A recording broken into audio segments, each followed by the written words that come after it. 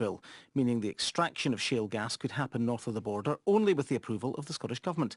Currently, Holyrood has power over planning, but only above ground, not below.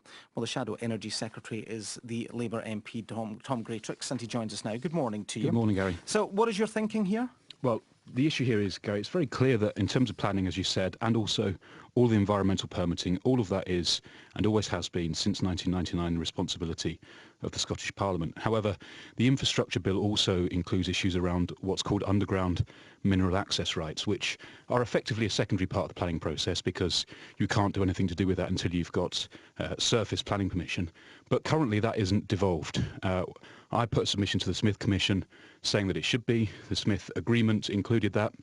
I've tabled amendments to the infrastructure bill, which we're debating in committee today, suggesting that that should be done now rather than waiting until after the election. And why the rush? Well, it's not so much a rush as there is an opportunity to do something here, which has the agreement of all the 5 parties represented on the Smith Commission. They came to an agreement, and this was part of that agreement.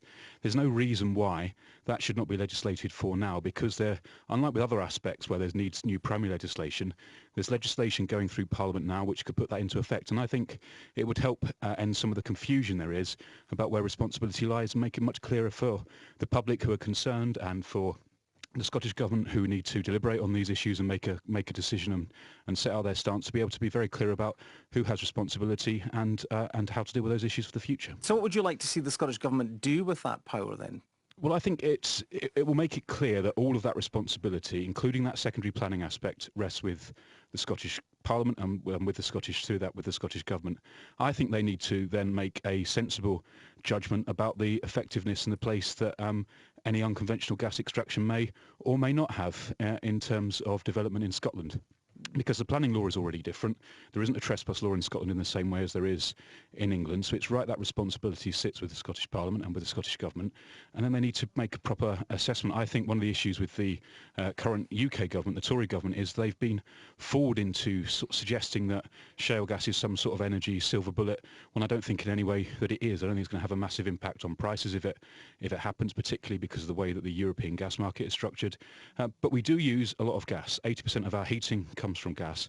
So there may be a judgment to be made about whether or not some of the gas which we currently import as liquefied natural gas from Qatar and other places might be able to be replaced by an indigenous source of gas. But that is a live debate, and I think it's appropriate that rather than have the confusion about where responsibility lies, that in relation to Scotland, all of those aspects, because the planning is already devolved, the permitting is already devolved, that it's very clear and consistent for people to understand where those decision-making powers lie. So you agree with the Scottish Government that they should have all of the power over this. Do you also agree when they talk about a gung-ho approach from the UK government? They were particularly critical a few months ago when the UK government said they would remove the right of householders to object to oil and gas drilling and fracking beneath their homes. Well, since March 2012, which is just after I started doing this job, I set out a number of regulatory conditions which I think need to be absolutely in place before any shale gas extraction could even be contemplated. And as well as this amendment we're talking about today, I've got a number of other amendments, 14 amendments in all, which we're debating today, to make sure that regulatory regime is robust and the monitoring and enforcement is comprehensive and consistent, because I think there is a high degree of public concern. There is probably a higher public acceptability test than other forms of energy extraction, and legitimate environmental concerns need to be met. And I think, you know, the regulatory regime has to be properly robust before there can be any contemplation of having any shale gas extraction. I think that applies actually whether you're in Scotland or in England. But in relation to Scotland, the planning powers, the ability to block it is already there for the Scottish Parliament and the Scottish Government.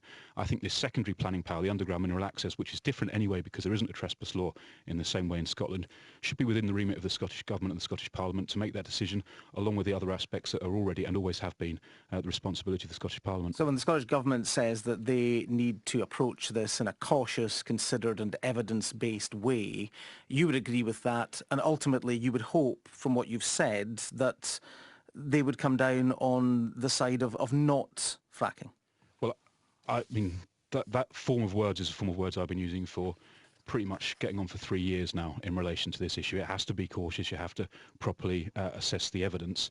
And I think the evidence suggests that whilst there may be some potential place for an indigenous source of gas to replace the depleted, what we currently get from the North Sea, because that's already been depleting over the last 10 years, and what we import, that judgment can only be made on the basis of proper, robust regulation and comprehensive monitoring. That's what I think needs to be in place, absolutely wherever there's any contemplation of shale. And I'd just say in relation to, for example, Poland, where a couple of years ago the government in Poland was very gung-ho about extracting lots of shale gas. Actually, when you look at what's happened in the last couple of years, when they've started to do the exploration, they've found that actually it wasn't what people said it was going to be. So this is my real problem with this, is the way that people suggest this is a silver bullet that's going to lead to lower energy prices and solve all our energy problems. I don't think that is. I don't think there's any realistic expectation of that.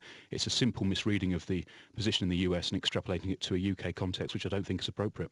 Labour MP Tom Greatrix, Shadow Energy Secretary, thank you very much for joining us this morning. It's 9...